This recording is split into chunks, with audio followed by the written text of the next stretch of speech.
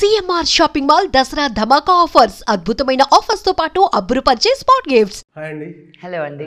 ఎలా ఉన్నారు? అద్భుతంగా ఉన్నాను. ఫస్ట్ ఒక పాజిటివ్ నోట్తో స్టార్ట్ చేద్దాం. అంటే ఈ ఇయర్ 2025 కన్నప్ప, మనోజ్కి మిరాయి, నెక్స్ట్ దక్ష మీకు రాబోతుంది. ఇవన్నీ ప్లాన్ చేసి జరగవండి. ఇట్స్ డివైన్ బ్లెస్సింగ్స్ అంతే.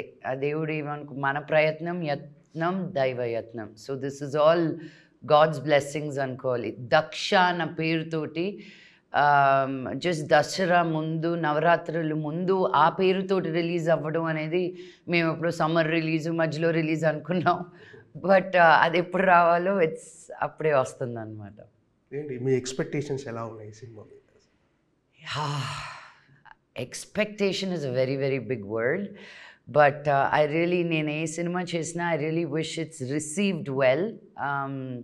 పెట్టిన డబ్బులు వెనక్కి వచ్చేసి బాగా రిసీవ్ అయితే చాలు. బికాజ్ ఐ థింక్ డిఫరెంట్లీ, నా స్టోరీస్ డిఫరెంట్గా ఉంటాయి. ఇప్పటి వరకు I have never gone wrong in a subject selection. అది హిట్టా ఫ్లాపా మీడియమా అది దేవుడు ఎరుగు, వెదర్ వల్ల స్ప్లిట్ వల్ల what ever it is. But I've never been wronged as a artist. So I want to continue that streak. First of all congrats to Mirai. అంటే actually మనోజ్కి చెప్పాలి కానీ మనోజ్కి చెప్పినా మీకు చెప్పినా ఒకటే. మనోజ్కి చెప్పండి, he'll be very happy. మనోజ్కి ఆల్రెడీ అయిపోయింది, ఇంటర్వ్యూ చేసి అంటే ఆయన సక్సెస్ని మీరు ఎక్కువ ఎంజాయ్ చేస్తారు. ఎలా అనిపించింది ఆ క్షణాలు? అంటే ప్రసాద్ ఐమాక్స్లో మీరు సినిమా చూశాను మనోజ్తో కలిసి. నేను ఎవరి సక్సెస్ ఉన్నా అలాగే సెలబ్రేట్ చేస్తానండి. మా ఇంట్లో హీరోలే కాదు, బయట ఉన్న హీరోలకు కూడా సినిమాని సెలబ్రేట్ చేస్తాను నేను. బట్ మనోజ్ పరంకి వచ్చేసరికి చాలా గ్యాప్ వచ్చింది తనకి. అండ్ ఇది 3 సంవత్సరాల క్రితం స్టార్ట్ చేసిన సినిమా. అక్కడ దాకా వచ్చేది, మళ్ళీ ఇంకేదో గ్యాప్ వచ్చేది ఇక్కడ దాకా. అండ్ సినిమా అల్టిమేట్గా ఎలా రిసీవ్ అవుతుందా అనేది you don't know. And this success is like a real true blessing and comeback for him. So I am the most happiest. He deserves his success. Of course. Of course. ఆ సినిమాలో మీకు బాగా నచ్చింది ఏంటి అసలు? మిరాయిలో మనోజ్ క్యారెక్టరైజేషన్లో అంటే చాలా సెటిల్డ్ పర్ఫార్మెన్స్. అవును, నేను అదే అన్నాను, మనోజ్ని మెచ్యూరిటీ తెలుస్తుంది. నువ్వు రాత్రం పగళ్ళు చూసే షోలు, టీవీలు, సినిమాలు, what you absorb and what you learn is coming through because he's such a తుంటరి fellow all the time. ఎప్పుడు జోవియల్గా హై ఎనర్జీతో ఉండే వ్యక్తికి స్క్రీన్ మీద కూడా ఆ ఎనర్జీతోటి రావాలి అనుకుంటారు. బట్ ఆ ఎనర్జీ కూడా ఆ సటిల్ యాక్టింగ్లో భలే చూపించాడు.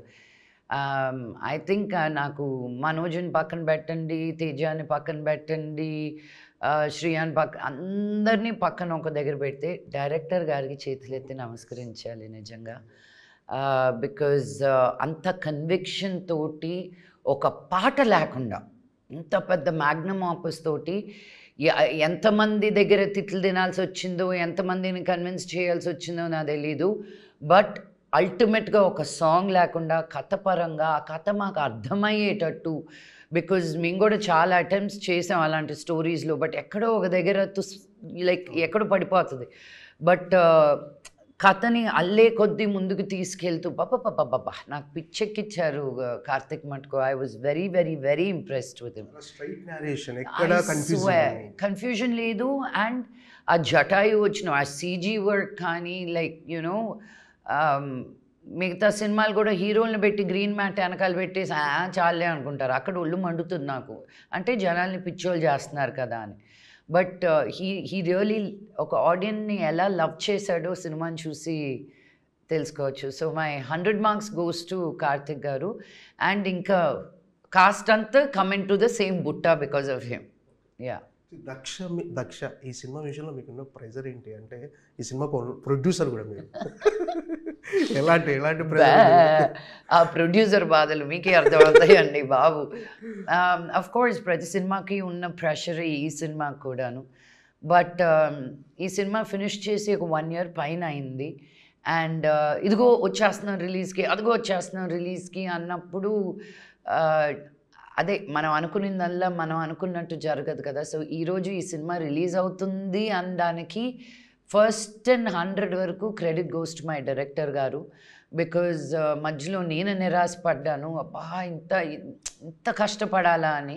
ప్రొడ్యూస్ చేసిన ప్రతిసారి ఇలాగే అనుకుంటాను, రిలీజ్ అయిన 2వ వారానికి కథలు ఎత్తుకుంటాను మళ్ళీ. బట్ నన్ను నేను గివప్ చేసి అలా నిరాశపడినప్పుడు నన్ను నిజంగా ప్రోత్సహించి ముందుకు తీసుకొచ్చింది మటుకు వంశీనే. అండ్ అది చెప్పకపోతే తప్పవుద్ది. బికాజ్ వంశీ గానే నాకు నిజంగా నా అండగా ఉండుండకపోతే I did not have the strength like Daksha to bring Daksha out. Yeah. ఇప్పుడు పరిస్థితులు చాలా మారిపోయాయి. నాన్నదేవికి రైట్స్ విషయంలో కానీ బిజినెస్ విషయంలో కానీ అంటే చాలా గ్యాప్ తర్వాత ప్రొడ్యూస్ చేశారు కదా సినిమా. ఎలా అనిపించింది ఎక్స్పీరియన్స్? దూల తీరుతుందండి. ఎలా ఉంటుంది? దూల తీరుతుంది. ఇంతకు ముందైనా అందరూ తెలిసిన వాళ్ళు, ఒక సినిమా అంటే ఒక కష్టం తెలుసు, సర్లే పాప నువ్వు ఇంత కష్టపడ్డావు, ఇంత ఇవ్వలేను, ఇంత ఇచ్చుకుంటాను అని. ఇప్పుడు ఈ కార్పొరేట్ వరల్డ్లో ఒకరు సినిమా తీని వాళ్ళు వచ్చేసి లైఫ్లో ఎప్పుడో ఎక్కడో ఒక it's so frustrating. But that is today we are dealing with AI, right? We dealt with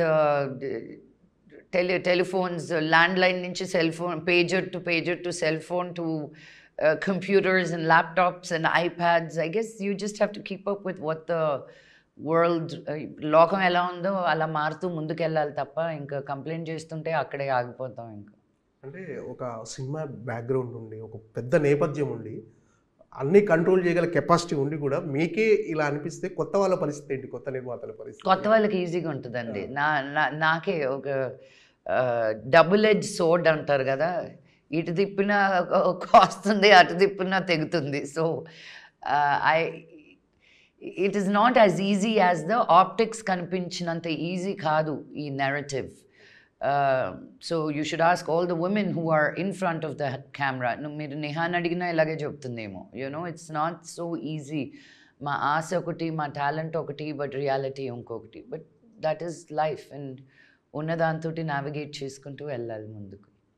సాధారణంగా మంచు లక్ష్మి గారు చేశారంటే అందులో కమర్షియల్ యాంగిల్తో పాటు ఒక చిన్న సామాజిక దృక్కోణం కూడా ఉంటుంది.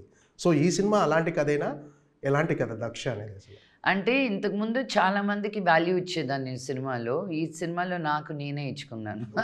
అంతే, just putting my self in the four front. Because Daksha is that. నన్ను అంటే నేను కాదు, సినిమా పరంగా ఇది నేనుగా ఎన్నుకుంటే ఇంత స్క్రీన్ టైం నేను ఎప్పుడూ నా కోసం ఎన్నుకోలేదు. నేను ఎప్పుడు ఎక్కడైనా వస్తే అలా మెరుపు తీగలాగా రావాలి, ఏదో చెయ్యాలి, ఏదో ఆ క్యారెక్టర్ పరంగా నేను ఆ సినిమాలో నేను ఏంగా చూశాను. కానీ ఇది నాన్నగారు తీసుకొచ్చిన కథ నాకు. సో ఆయన ఎన్విజన్ చేసిన, he envision me like this. So interval బ్లాక్లో నన్ను నేను చూసుకున్నప్ప నేనేనా నేను సిగ్గుపడిపోతూ ఉంటాను అనమాట నాకు. బట్ ఐఎమ్ గ్లాడ్ దట్ ఒక కథగా అనుకొని సినిమా తీసి whatever the issues where మేము ఒక రిలీజ్ డేట్ వరకు రాగలిగాము అని. Mythri films is releasing the film. నేను కూడా కాలరే పుష్ప, మిర్రాయ్, దక్ష అనుకుంటారు. ఏంటంటే ఈ కథలో మెయిన్ ఎసెట్ ఏంటి? అసలు ఈ కథను మీరు చెప్పాలనుకుంటానికి కారణం ఏంటి అసలు? అండి, there is a lot that's happening in our world right now in terms of, ఇప్పుడు మనం ఎవరింటికి వెళ్ళినా కోవిడ్ నువ్వు వ్యాక్సినేషన్ తీసుకున్నావా లేదా, ఒజంపిక్ తీసుకుంటున్నావా లేదా, ఇప్పుడు సన్నపడిపోయిన అందరి గురించి మోంజారా తీసుకుంటున్నారా, ఒజంపిక్ తీసుకుంటున్నారా. ఒజంపిక్ హ్యాస్ వన్ బిగ్ 5,000 మంది they are suing Ozempic right now in America. పడుకొని నిద్రలేస్తూ కళ్ళు కనిపించకుండా నిద్రలేస్తున్నారు. So it is all proven. ఇది మనం ఏదో తగ్గిపోతాం, అందంగా ఉందా అని యూనో మనం ఒజంపిక్ అండ్ మోంజారా వేస్తున్నారు. But we really don't know what is the side effects. But మనం అంత ఈజీగా ఏదో ఒక ఇన్స్టెంట్ రిజల్ట్ కోసం we are so quick in changing our opinion. But మనకు అనేది ఒక ఆయుర్వేదం ఉంది, మనకు అనే మర్మ అనేది ఉంది. మన కలరిపైటు అనేది it was you know given to the world before. మొన్న మిరాయ్ దాంట్లో చదువుతూనే వన్ ఆఫ్ ద 9 people అశోకుడు పంపించినప్పుడు హ్యూమన్ టచ్తో ఉండే ఫైటే జూడో అనేది. సో అది ఇంకా ఈస్టర్న్ కంట్రీస్కి వెళ్ళి మళ్ళీ మనం వెనక్కి తెచ్చుకుంటున్నాం. So we've spread so much, and do we really, so really questioning that anmata. And మనకు బయట ఉన్న సొసైటీలో అలోపతికి మనం మనది అనుకున్న ఆయుర్వేదానికి డిఫరెన్స్ ఏంటి, and why are there stops right there, because money is so easy in allopathy. Pharmacy mafia అలాంటి ఏమన్నా link? It's a medical crime thriller. మేము ఎవరిని పర్టికులర్గా ఉద్దేశించి చేయలేదు, బట్ ఒక బ్రాడ్గా ఆ నెరేటివ్ తోటి తీసుకొని చేయడం జరిగింది. సో మీరు అన్నప్పుడు అంటే మనకున్న ఆయుర్వేదం కానీ, యోగా కానీ, మెడిటేషన్ ఇవన్నీ ఎక్కువ మీరు ఫాలో అవుతుంటారు కదా డెఫినెట్గా. అంటే మొదటి నుంచి అలవాట మీకు? ఈరోజు మీరు ఇంత ఎనర్జెటిక్గా ఉండడానికి కారణం అదే అనుకుంటాం మీరు? 100% యోగాకి నేను యోగా అండ్ మెడిటేషన్ అండి. బికాజ్ నీలో ఉండే ఆ సౌండ్ తగ్గిపోయినప్పుడు నీలో కళ ఎక్కువ పెరుగుతుంది అంటారు. సో నేను యోగా కూడా అమెరికా వెళ్ళాక నేర్చుకున్నా.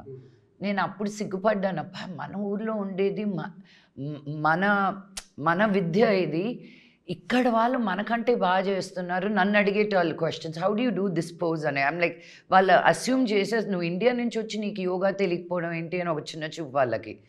సో ఆ ఈగో పరంగా నేర్చుకొని ఐ ఫెల్ ఇన్ లవ్ తప్ప. అండ్ ఆ మ్యాజిక్ నేను టేస్ట్ చేశాక I can't stop talking about it. So I want everybody to do it. Yoga చేస్తే మటుకు నీకు లైఫ్లో ఉన్న ఆ పీస్ఫుల్, ఆ ఫ్లెక్సిబిలిటీ, ఆ లైట్నెస్ బాడీలో ఇంక దేంట్లోనూ రాదండి మీకు. సినిమా విషయానికి వస్తే ఇప్పుడు అంటే జనాలు ఓటీటీ వచ్చిన తర్వాత థియేట్రికల్ ఎక్స్పీరియన్స్ ఉన్న సినిమాలు మాత్రమే చూస్తున్నారు, సోషల్ డ్రామాల కంటే ఎక్కువ. సో ఈ సినిమాలో ఓటీటీని ఓవర్కమ్ చేసి థియేటర్కి వచ్చి ఎక్స్పీరియన్స్ చేసేంత కంటెంట్ ఏముంది అనుకుంటున్నారు? మధు గారు, మీకు కూడా తెలుసు, ఏ సినిమా చేసినా రిలీజ్ లేనిదే ఓటీటీ తీసుకోవట్లేదు. వాళ్ళే తీసుకోవాలంటే 3 సంవత్సరాలు కూర్చోవాలి ఓటీటీ తోటి. నేను ఆ కథ కూడా 3 సంవత్సరాలు నీతోటి ఉంటాను రా బాబు, నువ్వు తీస్తావా అంటే కరెక్ట్గా 3వ సంవత్సరం ఇంకో 2 రోజులు వచ్చేటప్పుడు ఇది మా పాలసీ మారింది, we are changing the way we are looking at our future films అని నిన్ను నిర్దాక్షిణ్యంగా డ్రాప్ చేసేస్తారు. అలా జరిగినటివి కూడా ఉన్నాయి విత్ డిఫరెంట్ ఓటీటీస్. And నాకు పేషెన్స్ ఎక్కువ. So I wait and take it, and then I was like, no man, I believe in my cinema. I know నేను ఈ సినిమా తీసి రిలీజ్ చేసిన వెంటనే ఇప్పటికే ఓటీటీస్ అడుగుతున్నాయి. So it's become one weird game అనమాట. గివెన్ అ చాయిస్, నాకు theatrical release వద్దు. I don't feel I'm one Prabhas or you know I'm in that range to bring people in, but I'm an artist who wants to make cinema. So నాకు OTT వాళ్ళే, OTT కాదు, నువ్వు YouTube కోసం ఇదిగో నీకు 2 కోట్ల సినిమా యూట్యూబ్లోనే చూపిస్తానన్నా చేస్తానండి నేను. I don't segregate my self like that. But where ever there is opportunity is where I find my artistic expression అనమాట. మీ పోలీస్ ఆఫీసర్గా నటిస్తున్నారు ఏంటి అంటే ఎవరైనా ఇన్స్పిరేషన్ ఆ క్యారెక్టర్ చేయడానికి అని? విజయశాంతి గారు, ఎవరికి లేదు చెప్పండి కర్తవ్యం. నేను ఐపీఎస్ ఆఫీసర్ అయిపోదాం అనుకున్నాను, తర్వాత తెలిసింది అబ్బాలంటే చదవాలి నువ్వు అని. ఓ కోపం వచ్చి కొట్టేస్తే సరిపోదా అనుకోలే. But obviously she was a big inspiration. That movie was a big inspiration. And there were many scenes between Paruchuri Venkateswara Rao garu and Vijayashanti గారు కర్తవ్యం సినిమాలో. అవి లైఫ్ లెసన్స్గా చాలా నేను ఇన్స్పైర్ అయినట్టువి ఉన్నాయి. So and then a lot of fight sequences in it. I said, why not in a different character, in a different look, in a different vibe. So I said, yes. నాన్నగారు మోహన్ బాబు గారి character ఎలా ఉండబోతుంది? ఆయన అసలు ఈ సినిమాలోకి మీరు తీసుకొచ్చారా లేకపోతే ఆయనే మీకు కథ తీసుకొచ్చి? ఆయనే తీసుకొచ్చారండి, అందుకే అంత ఈజీగా ఆయన కూడా చేశారు. లేకపోతే ఆయన అంత ఈజీగా ఒప్పుకోరు క్యారెక్టర్స్, ఎస్పెషలీ నాతోటి. So I was very very excited. ఇలాంటిది నేను చిన్నప్పుడు ఎప్పుడు డాడీతో ఒక సినిమా చేస్తే బాగున్నాను. Even after becoming an actor ఆ ఆశ ఉంటుంది కదా పెద్ద ఆర్టిస్ట్తో చేయాలి అని. అండ్ ఇంట్లోనే ఉన్నారు, ఇంక ఈయనతోటి కూడా చేయకపోతే ఇంకెలా. బట్ అది కుదరాలి, ఆ దేవుడు మీకు ఆశీస్సులు యూనో పంపాలి, పెట్టాలి, చెయ్యాలి. సో అలా డాడీ తీసుకురావడం అండ్ ఆయనకు ఒక బ్యూటిఫుల్ క్యారెక్టర్ దాంట్లో ఉండడం. It's not your typical daddy character, చాలా సటిల్గా చాలా బ్యూటిఫుల్గా ఆ క్యారెక్టర్కి తగ్గట్టు he looks beautiful. Daddy screen presence గురించి నేను చెప్పాల్సిన అవసరం లేదు, అంత పెద్దదాన్ని కూడా కాదు నేను. బట్ ఐఎమ్ గ్రేట్ఫుల్ అంతే చెప్పగలుగుతాను. ఇన్ని రోజులు ఎందుకు రాలేదు నాన్నగారితో కలిసి నటించే అవకాశం? అంటే మధ్యలో ఛాన్స్ ఇవ్వలేదా నాన్నగారు? ఇవ్వలేదండి అని రాలేదు, రెండు నిజమే. సో చాలా ట్రై చేశాను. పీకు సినిమా వచ్చినప్పుడు నేను రైట్స్ తీసుకొని తెలుగులో చేద్దాం డాడీ తోటి అని, బట్ కుదరలా అంతే. ఈ సినిమాలో మెసేజ్ ఏమన్నా ఉంటుందా? లేదండి, యూజువల్గా నేను ప్రతి సినిమాలోనూ ఏదో పొడి చేద్దాం చింపేద్దాం ఏదో మెసేజ్ పెడదాం అనుకుంటాను. బట్ ఈ సినిమాలో just doing a film on medical crime thriller, ఒక ఎంటర్టైన్మెంట్ పరంగానే. But by the end of the film you do question, should you stand up for, నువ్వు బిలీవ్ అయిన దానికి నువ్వు నిలబడాలా, లేకపోతే just let the society do what it's due అనేది you do question yourself. అంటే ఇంతకుముందు చేసిన మెసేజ్ ఓరియంటెడ్ సినిమాలు సరైన ఫలితం ఇవ్వకపోవటం వల్లే వద్దనుకున్నారంటే జనాలు అసలు రిసీవ్ చేసుకోవట్లేరు అనే కాన్సెప్ట్. ఏమండి, ఎవరికి ఏం కావాలో అలా తెలుసండి. ఇప్పుడు నేను చెప్పిన నేను బోధించేసరికి ఎవరు వినేటట్టు లేరు. ఎవరు బోధన వాళ్ళకు ఉంది, especially today with your internet and your Instagrams and YouTube shorts. మీకు న్యూసే ఇన్ షార్ట్స్ అని వచ్చేస్తుంది, వరల్డ్ న్యూసే. So I think people have a వాళ్ళకే చాలా జరుగుతుంది వాళ్ళ లైఫ్స్లో. మనం బోధించాల్సిన అవసరం లేదు, వాళ్ళని ఎంటర్టైన్ చేస్తే చాలు అన్న దీనికి వచ్చున్నాను నేను. అంటే లక్ష్మీప్రసన్న గారు ఎలాంటి క్యారెక్టర్ అయినా చేయగలరు అవలీలగా, అంటే ఆ క్యారెక్టర్లో ఫిట్ అయిపోతారు మీరు.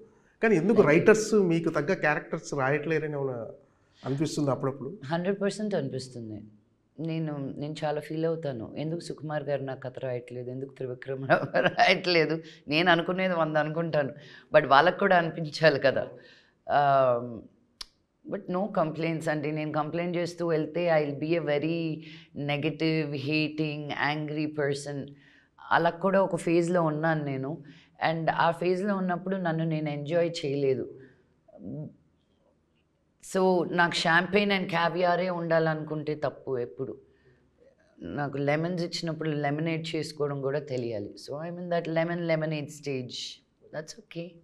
అంటే మీ మీద వచ్చే ట్రోల్స్ని ఎలా రిసీవ్ చేసుకుంటారండి మీరు? అంటే మామూలుగా అసలు చాలా ఈజీగా తీసేసుకుంటారా, లేకపోతే ఇగ్నోర్ చేసేస్తుంటారా? ఏమండి, నన్ను ఎంత పొగుడతారో అంత ట్రోల్స్ ఉంటాయి. సో నేను పొగడుతూనే చూడాలా, ట్రోల్స్ని చూడాలా? I like to concentrate on the positive. ఒక ఏనుగు వెళ్ళేటప్పుడు కుక్కలు చేరి అరుస్తాయంట, వెనక్కి తిరిగి ఎంత దూరం అని ముందుకు నడుస్తాం, అరిచే వాళ్ళు అరుస్తారు. మన ధ్యేయం మనం అనుకొని మనం ముందుకు వెళ్తూనే ఉండాలి. మన వెనక నుంచి అరుస్తారు కానీ వెనక నుంచి అరిచినప్పుడు మనం ఒక అడుగు ముందు ఉన్నట్టే కదా. I'm happy right there. కానీ పాజిటివ్ వైపు మీరు అంటే కొంతమందికి మీరు చెప్పే సజెషన్స్ కావచ్చు చాలామందికి చాలా ఉపయోగపడతాయని తెలిసింది. అంటే ఫర్ ఎగ్జాంపుల్ అంటే మనోజ్ అంటే మీ ఓన్ బ్రదర్, కానీ మనోజ్ కూడా మన ఇంటర్వ్యూలో చెప్పాడు, ఇక చాలు ఈ లైఫ్ అనిపించినప్పుడు అక్క దగ్గరికి వెళ్తే చెప్పేసరికి గట్టిగా కౌలించుకుని ఏడ్చేసింది, ఒక థెరపిస్ట్ దగ్గర జాయిన్ చేసింది. సో ఈరోజు నేను ఇలా ఉండడానికి కారణం అక్క అని చెప్పాడు, నా ఇంటర్వ్యూలో చెప్పాడు. ఇవన్నీ కూడా చెప్పాడు. వీ ఆల్ నీడ్ హెల్ప్ అండి. లైఫ్ అనేది ఏంటో మనకి పుట్టిన తర్వాత ఏదో కొన్ని నేర్పిస్తారు, కొన్ని మనమే అనేసుకుంటాం చెప్పకుండానే. మన ప్రాంతం బట్టి, మనం పెరిగిన వాతావరణం బట్టి. But we all need help. ఎక్కడో ఒక దగ్గర we feel like my God నేను అనుకున్నది సాధించలేకపోతున్నాను, సో ఇంకెందుకు ఈ లైఫ్ అన్న ఇది నేను ఒక దగ్గర ఇన్వెస్ట్ చేశాను, డబ్బులు పోయింది, ఒక సినిమా తీశాను, అది పోయింది అనుకున్నప్పుడు, నిరాశపడిపోయినప్పుడు ఇక్కడితో ఆపేస్తే చాలు కదా అని ప్రతి వ్యక్తి లైఫ్లోనూ ఎక్కడో ఒక దగ్గర అనిపిస్తుంది. That is the most important time. That ఏదో మీ లైఫ్లో పెద్ద మార్పు వచ్చే టైం అది అని. దాన్ని నిలదొక్కున్నప్పుడే దేవుడు మీకు ఆ వెలుతురు ఏదో చూపిస్తారు. బట్ చాలామంది అక్కడ దాకా వచ్చి నిరాశపడిపోయి ఆగిపోతారు and they never see the light. And మనోజ్కి ఆ టైంలో ఎవరు అవసరం ఉన్నది అని నేను I take chances with Manoj, ఇది చేయరా అది చేయరా, and I don't not give up on him. And ఎక్కడో ఒక దగ్గర లొంగుతాడు.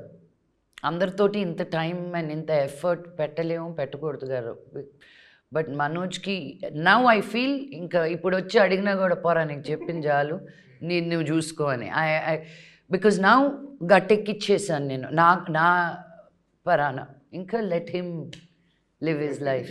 కాదు మనోజ్ ఇప్పుడు ఒక 10 మందికి చెప్తున్నాడు ఏంటి మీరు ఏదైనా ప్రాబ్లం ఉంటే థెరపిస్ట్ దగ్గరికి వెళ్ళండి, ఫ్యామిలీతో కూర్చోండి, కౌన్సిలింగ్ తీసుకోండి. అవును 100%. సో అవన్నీ మనోజ్ చాలా మెచ్యూర్డ్గా చెప్తున్నాడు బికాస్ ఆఫ్ యూ అనమాట. నేను ఇన్నర్ వర్క్ చేయకుండా సెల్ఫ్ హీలింగ్